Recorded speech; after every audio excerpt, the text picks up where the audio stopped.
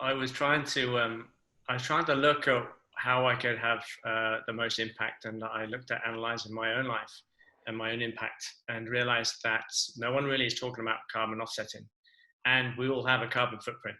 And I don't know, I'm just a big believer that if you do everything you can, whether you go solar, whether you go electric vehicle, whether you go vegan, all the things you can do because of the digital, with what you've just been talking about, with this digital age and era, we're all, we're always going to have a carbon footprint, and of course we all need to eat still. So I don't know, carbon offsetting seemed like a step for me that I felt was important and to address and to kind of engage with people. I did it myself just recently. Just to offset my last 12 months, which included a flight to the UK, included a holiday to Costa Rica, included a year's worth of energy in my home, and it included secondary emissions as well, to do with shopping, eating out, socializing. Not clothing, because I haven't bought any clothes in 2 years, but my footprint was still on the high side because of the house we're fortunate enough to live in, and it was 20 tons roughly. And although that's a lot, because the average tonnage globally is only between 4 and 5 tons, the US, Canada, and Australia are the biggest 3 countries for per capita carbon emissions, average around 16 to 17 for the US. So I'm a little bit on the high side, I say, because of this large house that we're fortunate to live in, because it's the Consul General's residence. But offsetting that carbon footprint, it only cost me $200. And that $200 went to worthwhile projects, global projects. I went for a global package that either sequesters, removes carbon from the atmosphere, or stops emitting as much. And some of the projects I have for my own company are to do with improved cook stoves in least developed countries, and countries where people aren't as fortunate as ourselves. So improved cook stoves allow people to not have to, cook in smoky environments, so the health of them improves. It allows them not to have to go and trace for hours to collect as much firewood, because they don't need as much.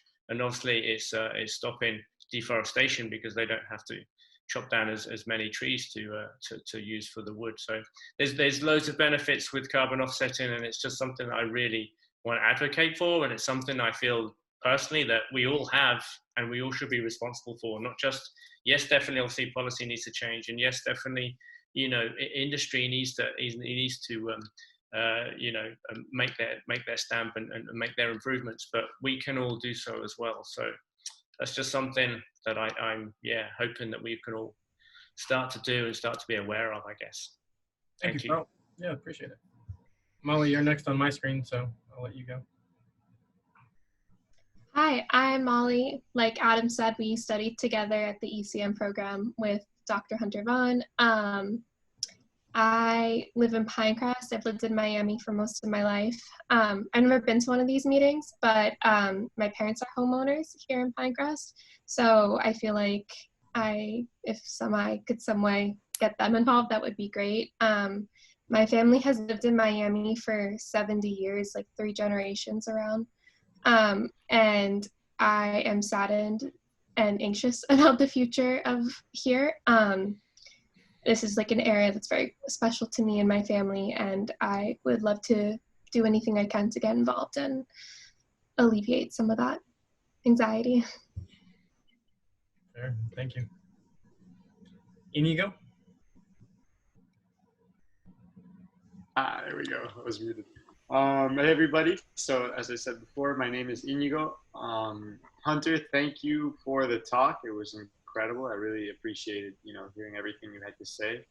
Amazing information. Thank you. I could listen to your whole class. You missed out. I'd love to hear you. I could go for quite a while.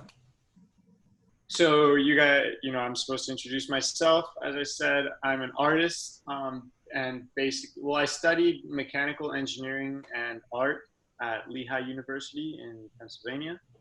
And now I'm an artist, and my focus is really completely on environment. Really, I see kind of two main paths in my art practice, and one of them is kind of exploring under, things that kind of fall into the shadows of what we perceive and what we see, and kind of exploring that and bringing that to light, so that we can see the world a bit differently.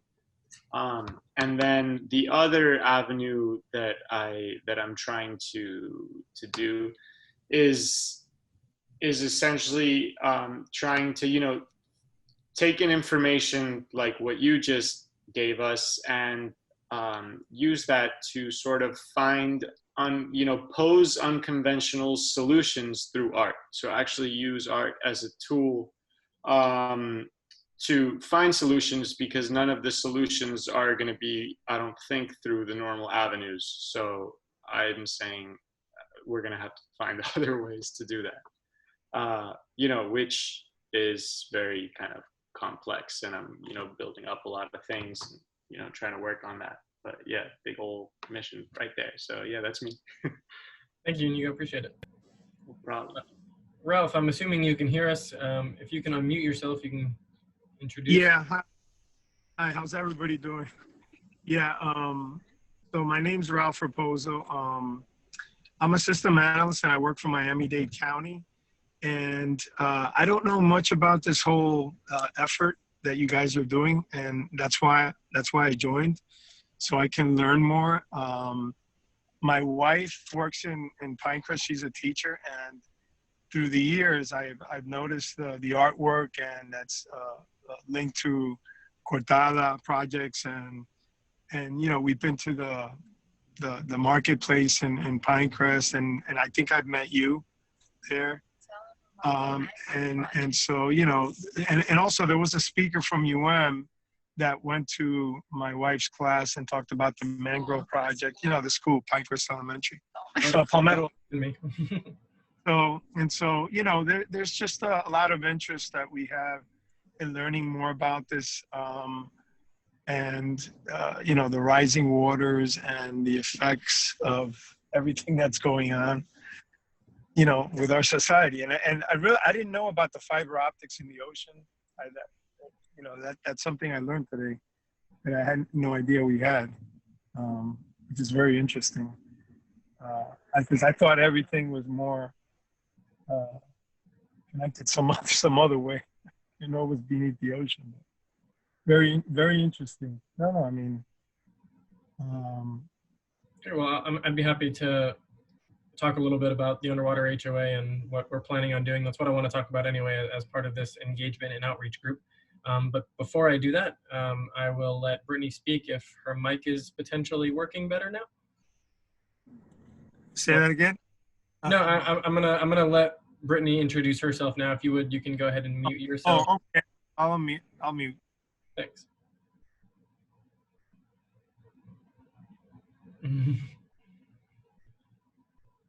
Okay, you see, it's because she went to FSU, so because of that, the tech gods don't like her. Brittany, I'm sorry that you can't say anything. If you want to contribute, I mean, I feel like you could call me and I could put you on speaker or something. That might actually work.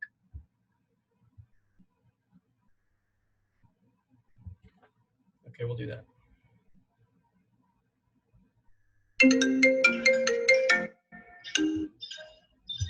Brittany, hello. I've got to jump off now. I just want to say it was great to meet y'all. Have a great discussion. I look forward to the next time. I was looking forward to hearing a bit more about y'all. I put my email address there. If anyone wants to continue the discussion in any way, just shoot me an email. Let's chat. Thanks very much, Hunter. Take care. For all the information, Hunter. Thank you. Thank you. Thank you. Can you put your phone closer to your mouth, please? Can you guys hear me? Yeah. Okay. All right. Hey, I'm Brittany. I work for Southern Waste Information Exchange. All right, hold on. Let me see if I can lower the volume on my computer because it's echoing. Okay, so I work for Southern Waste Information Exchange, which is a nonprofit that's contracted out by Department of Environmental Protection to provide like a listing service for people who have waste materials that they want to list for people who want to buy those waste materials for reuse purposes. I just started in July and it's been kind of slow, so I'm still kind of learning the ropes, but I love these meetings because it gives me a chance to understand what's going on in the South, because we're in the North, but South. But it gives me an idea of what's going on with like sea level rise and issues related to that. And so I've been really excited to be a part of this. So thank you, Adam, for the opportunity. And I think the speaker, but I apologize for my mic issues. I have to restart my audio, but I don't want to miss out on anything going on. So I'm going to wait till after the meeting to do that. But thank you, Adam. And I'm hanging out now. All right. Thank you, Brett. Cool. All right. So thank you. And I guess what I want to do is real quick. I think Ralph can hear me, and I'll just address him briefly in terms of the Underwater HOA. The Underwater HOA aims to be a platform. So kind of what this is for people to be able to come together and for this platform to grow through time, ideally to problem solve. And one of Xavier's favorite lines is to learn together and work together. So by bringing in speakers like Hunter and by climate scientists from Erasmus, we all can begin to think creatively and figure out what we can do as either as homeowners or as renters or just residents of South Florida to begin to plan. And that can include advocacy. That can include a whole range of things. What the Underwater HOA is known for, so to speak, nationally and internationally, is for those yard signs and for the intersections that were painted. Like Molly, I'm sure you remember, all over Pinecrest, the intersections that were painted with the numbers. So that's something that could be restarted, post-COVID, whatever post-COVID means in terms of actual physical engagement, and having people, paint large sections of, murals of different buildings or streets. And so that is the primary way that the Underwater HOA uses a traditional art form to advance climate science and community building. But one thing that I think I want to get across is that this project is a socially engaged art project, so it's part of Xavier's social practice. And most people don't have a strong grasp as to what social practice is. And one way that I like to explain it is that you have, say, a choreographer who is in charge of what the dancers are doing as part of their movement, or you have a sculptor who sculpts clay, and it's easy to understand what that means. Whereas what a social practitioner is trying to do is sculpt society, if you will, around certain values and beliefs. And obviously that is ridiculously difficult and hard to do. And that's why we're doing it, because it's something that is necessary. And that's why I'm here working with Xavier, because I see his practice as something that is very innovative and has lots of potential to make, real lasting change in South Florida and beyond. And what I mean by that is everybody here right now knows that Miami's ground zero for sea level rise. We understand that, we are going to be impacted ridiculously. Of course, the more marginalized communities are going to be more impacted more than those of us living in Brickell or Key Biscayne or Pinecrest. And so those of us who have the means, have the responsibility, honestly, to look out for our neighbors. And that's what we're trying to do here. So the Underwater HOA has been in existence for, say, 1.5 years now. And it's maintained this platform, this group, people coming in and out through time. What's exciting is honestly the future at this point, because of a number of things. As the director of Cortada Projects, I've been able to have discussions with Xavier as to how we envision the Underwater HOA going and what we can have it doing. And so there's two things that I really want to let you guys know about, as kind of nothing that is happening tomorrow, nothing that I can say, okay, please go do this for us and help us do this. But one is that we submitted an application for a fellowship that takes the Underwater HOA and moves it into another iteration of something called the Underwater.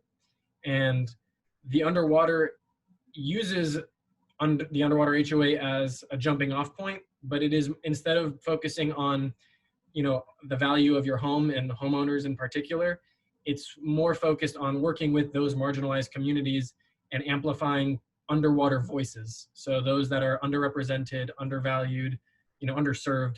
And because of the work that Xavier has done for decades, he has a ton of community partners down here, be it the school system or the library system or the parks, or just the municipalities down here in general. Especially with his Miami Corona project, he's been having conversations with many mayors across Miami-Dade County. And so what the Underwater is going to aim to do, and again, this is not something that's starting soon, it's not going to happen next month, but something that we envision happening and that I would love for you guys to be involved with and engaged with through time as it materializes, is creating a few things, one being an underwater education campaign. So basically a public awareness campaign where these underwater markers resurface, but in the form of more than just yard signs, but say elevation posts that have the elevation more, so it's more elevated, along with murals. And these would go, again, in parks, in city halls, because we would be working with municipal governments. And these would have QR codes, at least the way we envision it. We want people to be able to engage with it immediately so they can scan it and figure out and learn how they can become further involved. But then we also want to be able to program in, say, libraries and have underwater stories. So presentations of project members that go and speak to the community. And of course, all of this would be scheduled and it wouldn't be just a random thing, but we're trying to figure out how do we reach the most number of people with the smallest amount of resources. So with that then comes what we've termed underwater intel, which would be like a curated set of videos and readings and data visualizations that we would create to really push home the fact that, especially in these communities, you are very vulnerable and we need to be planning for what happens when sea levels inevitably rise. And that's something that we want to do, including the voices of those who are so often unheard, right? So this underwater engagement, underwater education campaign aims to then spawn underwater leadership, where people in these communities become trained through roundtable meetings, and then actually partner with the municipalities, that we're working with, to create a larger underwater summit, where we can then figure out how again, I'm using the terms, but just so you understand, these underwater voices can be included in the policy making when it comes to declining property values or increased flood insurance or the failing septic tanks or climate gentrification, all of what's happening to the ecosystems, everything that's going on needs to be addressed, and there needs to be equitable solutions. So I'm telling you all of this now because it's something that we're excited about. It's not been told to anyone. You guys are the first to hear about it. Being that you're at an Underwater HOA meeting, I wanted you guys to know and know what's happening. So there's that. If you have any questions, I'm happy to answer them. The thing that's more immediate that Xavier alluded to is pertaining to the election that's coming up. And this is something that we're going to go more in detail on at the next meeting, so October 7th, which is the fact that we have a lot of the Underwater HOA yard signs. And what we were talking about, and this is something that I kind of want to hear your guys' feedback on, if you would be willing to do this, if this is something that interests you, is picking up, a bunch of the underwater yard signs that have the stakes in them already. They have the numbers. On the back of them, though, because again, these were made back in 2018, they have some sponsors that are on there, but that are kind of irrelevant at this point. And what we would want to do is paint the back of each of these. So there's the number on one side, and paint the back completely white, and then with red paint, just a big vote. And it's not political, because again, like Xavier was saying, Underwater HOA is apolitical, but it is a huge vote, with the other side being the Underwater HOA marker. And we would essentially give them to you to paint, and then place wherever it is that you want, as something that the Underwater HOA can do prior to, the Daniela Levine Cava election, and as well as prior to the presidential election. So again, nothing that's starting tomorrow, but I would, like to hear your guys' feedback on the plans and thoughts, and any, ideas, even if anything sparked from what I was saying. And you can just unmute yourself if you want to say something. Adam, I have a quick question. Yeah. I know the organization is nonpartisan, but if people are placing signs on their lawn, is it bad if they, on their own sign on their own property, like write a specific candidate? I don't care what you do. I mean, nobody would be able to stop you, and I would not. I think that's totally fine. In terms of if I was to say, Molly, put one in your yard, but if you're going to put a few like at the park nearby or down the road, then don't necessarily put Biden huge, because it does have the Underwater HOA Totally. logo on the other side. But if it's your own yard, you can do whatever you want. Okay, because maybe that could be like a loophole, like if you want to endorse a specific candidate, but you can't really, like on private property. I would honestly, it's a great idea. I would do that. Like I recently moved into a place in Miami. I was living in Key Biscayne, and then I had to move back with my family in Hollywood, and now I moved back to Miami, kind of close to Brickell, like near Vizcaya. And I think I will use your idea, Molly. Because it's great to reuse the signs. That's awesome. Definitely. Yeah, we have a lot. So I mean, what I would want to do is create an event, but because of COVID, I don't think it's a good idea, but create an event where we all get together, we paint the signs together. It's like a community building exercise. We get to know each other better. Like it'd be fun. But COVID. So because of that right now, I don't think it's a good idea. And I don't think that Xavier would want to do it. So that's why I would have to give it to you and hope that you paint it.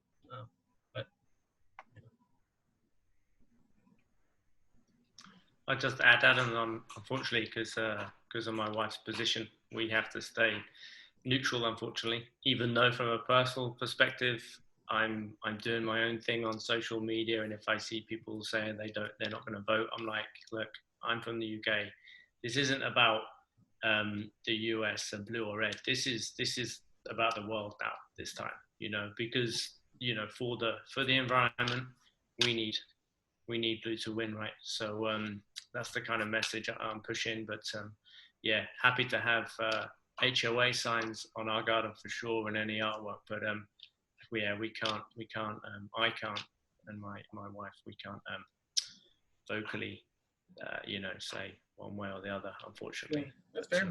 Saying yeah. Vote is apolitical enough, so that works. Yeah. Well, I know who I'd be voting for if I could. Yeah, for sure.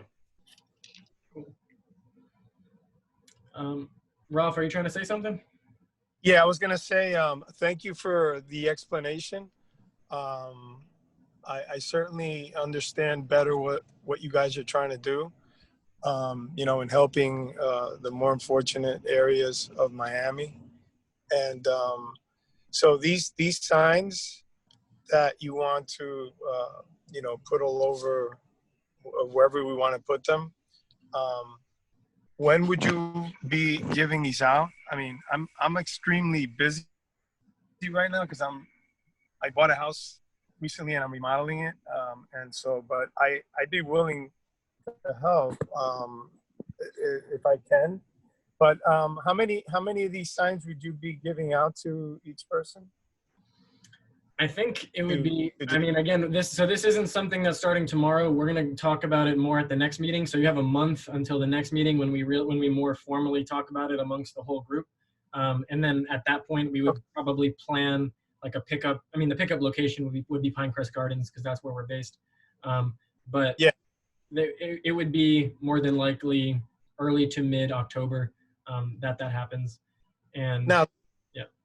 Let me also ask you you want to paint vote in the back. So it's to vote 8 for the HOA. What are we voting for? HOA, or is this? The vote is to just encourage people to vote. It's not to vote for the HOA. It's just to simply register to vote and vote in the election. We're not telling anyone who they should vote for because the Underwater HOA is apolitical. No, right. I thought maybe there would be some kind of amendment or something related to, saving, whatever, making less pollution and something related to that. I thought there would be some kind of initiative for that. Yeah, but no. This campaign is not necessarily about that. However, obviously by voting a certain person into power over another person Of course. will make all the difference in terms of our pollution and in terms of the sea level rising climate. So Right. and then to be clear, in terms, like, just because you were paraphrasing what I said, in terms of working with say underprivileged communities, marginalized communities, that's definitely a long-term goal. But right now, like as we're having this meeting, the Pinecrest Underwater HOA breakout group is happening, and that is very much a localized Pinecrest group. So like I would ask Molly or Molly's parents to join there, because that's focused on how can we have our local community plan for a future with sea level rise and saltwater intrusion. And whereas this one aims to engage the broader community as well as bring people into the Underwater HOA organization. I understand perfectly. Cool. I mean, I'm new to this, so I'm learning as. Yeah, no. Thank you for learning. And you mentioned that someone went to your wife's school, and that was definitely me talking about the plant project, which probably. You remember that, Mary? Adam? Yeah. Yes. Yeah. I was very concerned about purchasing a new home. She said she spoke to you about purchasing a new home, and she was very concerned about the rising sea levels and things like that. So valid concerns. Yeah. And when do they start expecting, like, to start noticing these changes? Can you hear her speaking, Adam? Because she's driving, but we went to pick up my daughter. She was concerned about that when do we expect this to be occurring, the rise of sea levels, and for us to be, I know we're already noticing it, right? We're already noticing, but we're already seeing it, and we're especially seeing it in climate gentrification. So those people who are more low income communities that are living in higher elevation spots, whose rent is going up, they can't afford it, they get evicted, and then now you have developers coming in because these developers know that this is going to be the more valuable area to live, not near the coast where it will inevitably be uninhabitable. So that's something that we're currently seeing. But to more directly answer her question, nobody can say, the thing is that before, say you live at 4 feet, say you live at 4 feet above sea level, nobody is going to be able to, we can predict generally when 4 feet is going to come between this number of years and this number of years. But what's going to happen in Miami in terms of the repercussions of sea level rise is going to come far before 4 feet of sea level rise happens, or 3 feet of sea level rise happens, because what's going to happen is that the reality of climate change is going to, if you will, find clarity in Miami's real estate market psychology, and it's going to kind of burst that bubble. And this is what nobody's going to be able to predict this. It could be in a decade from now. It could be in 20 years from now. It could be in 30 years from now. Me and Xavier are under the assumption that it's going to be within 30 years. And there are a lot of people who study this that share that assumption, but it is obviously debatable, especially with the people who are running the government, who want to say Miami forever and don't want to talk about climate migration. But long story short, once banks are no longer giving 30-year mortgages, once people are no longer able to sell their homes because either A, our freshwater aquifer has been salinated, or B, because people realize that it's not worth investing in when you have Category 5 hurricanes hitting, like, there's just so many problems that will arise, whether it's increased storm surge. Like there's a reason that Miami is ground zero for climate change. And when I want to use the word ignorance, but it's not in a bad way. It's just the fact that there are so many people who are ignorant of the science of what is happening and what the projections are from sea levels rising to the implications of that rise. So there's I could not tell you guys, make sure that you sell your house in 15 years.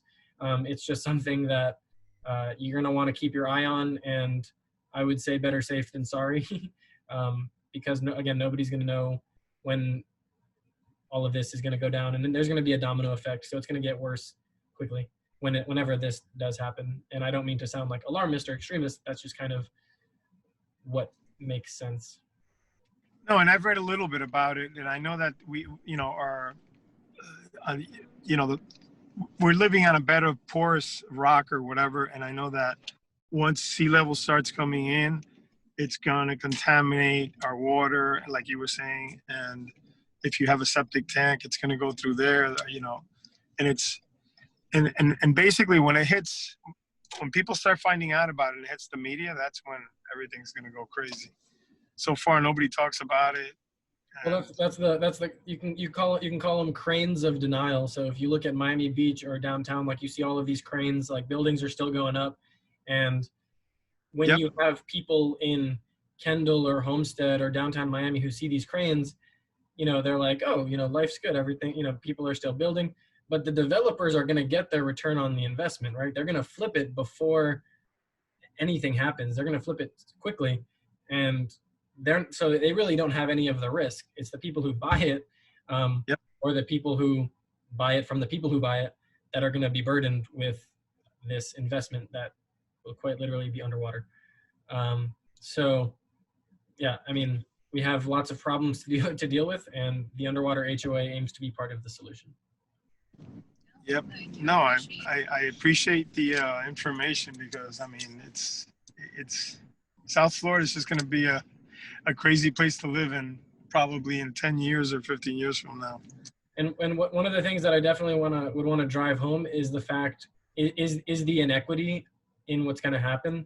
And that's simply that in Miami Beach, when it's flooding every other day, those people are going to just leave. And and what I mean is that they have the ability to leave. They have the means to get out of there. But then you have people living in Sweetwater or Alapata or Hialeah, and they don't have that ability. Like, they can't just get up and leave, whereas the people in Brickell or Miami Beach can. So we need to be able to plan, like our government needs to be able to plan for what happens to these people, many of whom are completely unaware that any of this is happening. And there's many reasons why that's happening, but the Underwater HOA aims to be that artistic intervention that, brings the awareness in a way that is not confrontational. It's especially when you have so much of Miami that is red, right? Like especially like there's a huge Cuban population that is strong Republican. And how do you go about talking about climate change with a group of people that doesn't want to hear anything about it? So it's hard. Molly and I literally both got our masters in this, how to communicate this kind of issue. And the reason that I'm working with Xavier is because it's a heuristic. It's a way of kind of getting around the back door and getting people to listen without having them put up those walls immediately. I don't see why people wouldn't listen. And I mean, I believe you. I mean, but I can't imagine people not listening to fact. It's a fact. They're facts. They have to, I mean, it's for their own benefit, right? So I don't know if you've ever heard of the term environmentalists being watermelons, but what that means, what that slur almost means, you're a watermelon because you're green on the outside, but you're red on the inside.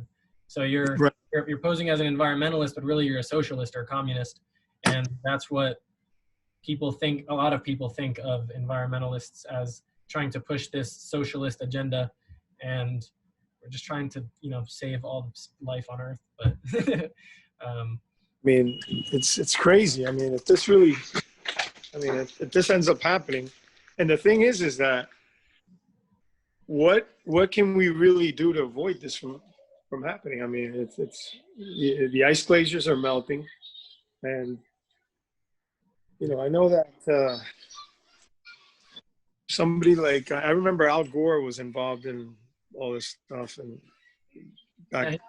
he still is with the Climate Reality Project. Actually, the girl Sela, who was on this call earlier, she's the president of the Climate Reality Project at the University of Miami. And that's Al Gore's organization. And I think is he really making a difference, Al Gore?